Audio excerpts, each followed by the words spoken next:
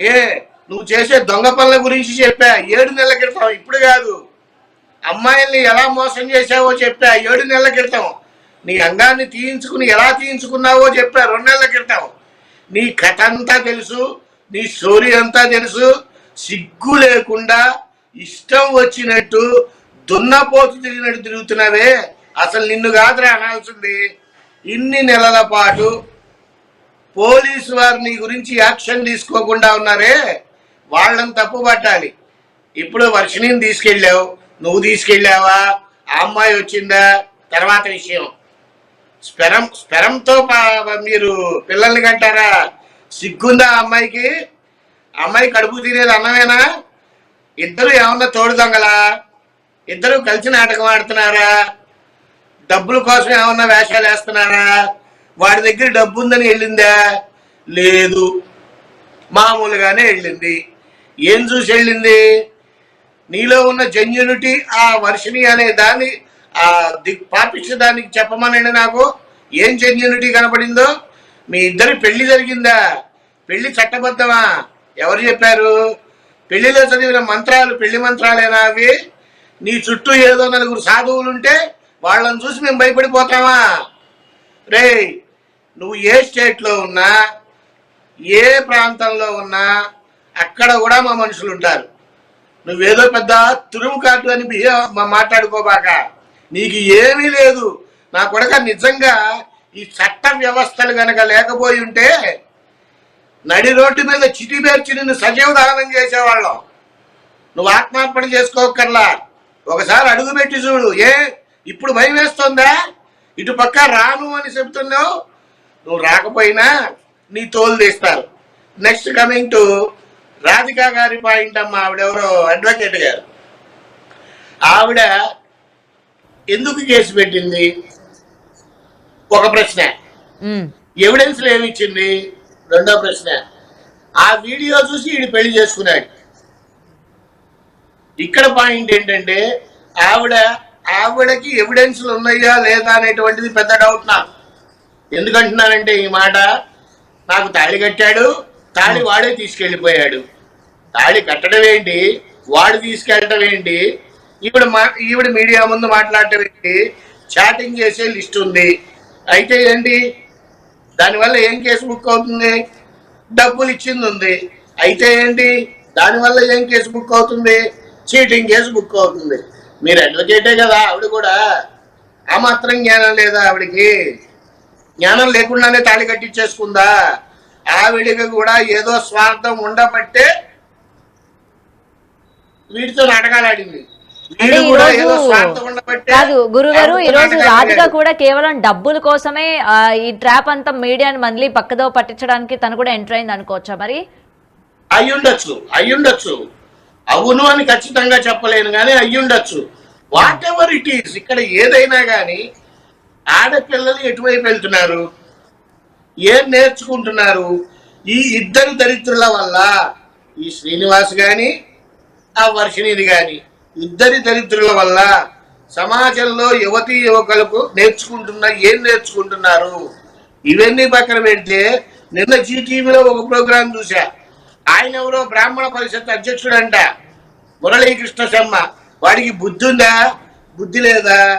నగ్న పూజలు ఎలా చేస్తారు, యోని పూజలు ఎలా చేస్తారు? అఘోరా సూపరు. వాడు 2వ క్లాస్ వ్యాస్ అయ్యాడు. అసలు వీడికి అఘోరాల గురించి ఏం తెలుసు? నగ్న పూజలు యోని పూజల గురించి మీడియాలో మాట్లాడతావా? ఇలాంటి వాళ్ళని మీడియాలో కూర్చోబెడతారా? బ్రాహ్మణ పుడగట్టా పుట్టావు.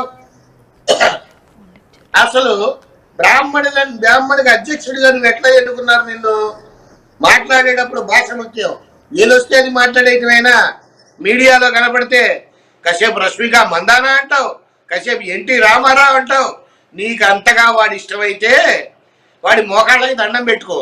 మాకు అభ్యంతరంలా పిచ్చి పిచ్చి మాటలు మీడియాలో మాట్లాడబాక. అర్థమైందా? ఇప్పటికైనా తల్లిదండ్రులు గురుగారు ఏదైతే మీరు కృష్ణ శర్మ ఈ విధంగా మాట్లాడాడు, ముఖ్యంగా అటు యోని పూజలని వాటి గురించి ఎక్స్ప్లెనేషన్ ఇచ్చారో, అలాగే శ్రీనివాస్ గురించి కూడా కొన్ని చెప్పడం జరిగింది. తను ఈ అమ్మాయితోని ఫిజికల్గా ఉన్నాడు, ఫిజికల్గా కలిశాడు అని చెప్పి కూడా కొన్ని మీడియా ముఖంగా కూడా చెప్పడం జరిగింది. వీటిని మీరు సమర్థిస్తారా తను చెప్పిన మాటల్ని? అమ్మ, వాడికి అంగం లేనప్పుడు ఫిజికల్ గా ఎలా కలుస్తాడు అంటే, వాడు కలిశాడు అని చెబితే వాడు అంగాన్ని కట్ చేయించుకోకుండా ఉండాలి. రైట్? కట్ చేయించుకున్న తర్వాత సర్టిఫికెట్ కూడా ఉంది. ఇక్కడ ఇంకా గొప్ప విషయం ఏంటంటే, వాడి ఆధార్ కార్డు ఉంటే ప్లే చేయండి. ఎందుకన్నానంటే ఈ మాట, వాడు సర్జరీ చేయించుకుంది 2024లో. ఓకే. వాడి ఆధార్ కార్డులో ఫిమేల్ అని రాసింది.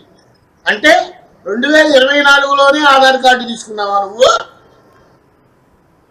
ఎలా మోసం చేస్తావు జనాన్ని? ఆధార్ కార్డు ఇచ్చిన వాళ్ళు ఎలా ఇచ్చారు నీకు? సరే, అంతకు ముందే ఆధార్ కార్డు ఉంటే శివ, విష్ణు, బ్రహ్మ, అల్లూరి అంటే శివుడికి, బ్రహ్మకి, విష్ణువుకి నీ ఇంటి పేరుతో ఏంట్రా సంబంధం? గాలిముండా కొడక, నువ్వు అఘోర దీక్ష తీసుకున్నావా? నీకు అఘోర మంత్రాలు వచ్చా? ఒక్క మంత్రం రాదు నీకు. ఓపెన్ ఛాలెంజ్, శుక్లాంబరదనం విష్ణు అని చెప్పు. ఏమీ రాదు. జీరో నాలెడ్జ్ వాడికి. వాడిని మీరంతా కలిసి హైప్ చేశారు. ఏకు మేకై కూర్చున్నాడు. ఇప్పుడు ఈ మేకుని భూమిలో తెక్కుకొట్టాలి. దానికోసం డిపార్ట్మెంట్ వాళ్ళు వెళ్ళారు. నువ్వు ఎక్కడున్నా పట్టుకుంటారు. నువ్వు ఏదో బిల్డప్లతో మీడియా ముందుకు వచ్చి నీ ఇష్టం వచ్చినట్టు మాట్లాడేస్తే జనాలు పిచ్చోళ్ళు కాదు. హ్యాపీగా ఆత్మార్పణం చేసుకుంటానన్నది లైవ్ పెడతా అన్నావు కదా, పెట్టు. హ్యాపీగా చూసి సంతోషిస్తాం. మా అందరికన్నా సంతోషపడేది దిక్కుమాలం ఉండా కొడక నీ తల్లిదండ్రులే. ఇలాంటి దరిద్రుడి కన్నా నేను దరిద్రం వదిలిపోయింది అనుకుంటారు. గురుగారు, ఇంకొక విషయం కూడా తను చెప్పడం జరుగుతుంది శ్రీనివాస్. ఆత్మార్పణ చేసుకున్నప్పుడు కూడా నేను లైవ్ పెడతా, అంటే లైవ్ లో మీ అందరికి కూడా పంపిస్తాను, మీడియా ఛానల్స్ కి ముఖ్యంగా పంపిస్తాను వీడియో అని అంటున్నాడు. అసలు ఆత్మార్పణ చేసుకున్న తర్వాత వీడియో ఎవరు పంపిస్తారు? అంటే ఇక్కడ ఎవరిని ఆత్మార్పణ చేస్తారు అని చెప్తున్నాడు. అంటే వీడు ఆత్మార్పణ చేసేటప్పుడు ఆడి దగ్గర చెంచాగాళ్ళు ఉంటారు కదా, శిష్యులు అనే పేరుతో. నిన్న ఒకడు మాట్లాడాడు ఫోన్ లో, మా గురించి మీకెందుకు, వాళ్ళిద్దరు రూమ్ లో ఉన్నారు, ఏం చేస్తున్నారు రూమ్ లో అంటే భార్యాభర్తలు ఏమైనా చేస్తారంట. ఆడికి సిగ్గు లేదు, ఈ మాట్లాడిన వాడికి బుద్ధి లేదు, వినేవాళ్ళు మనకి బుర్ర లేదు. వాడు ఏది చెబితే అది వింటాం. ఆత్మార్పణ చేసుకోయ్యా, హ్యాపీగా లైవ్ లో పెట్టు, మేము చూస్తాం, ప్రశాంతంగా చూస్తాం. చనిపోగానే పండగ చేసుకుంటారు ఆ భారతదేశ ప్రజలంతా. నీ గురించి దొంగముండా కొడక, నీ హిందీలో కూడా మాట్లాడా. ఆ వీడియో చూసి నువ్వు బయటకు వచ్చావన్న సంగతి కూడా నాకు తెలుసు. నీ ఇష్టం వచ్చినట్టు చేస్తావా?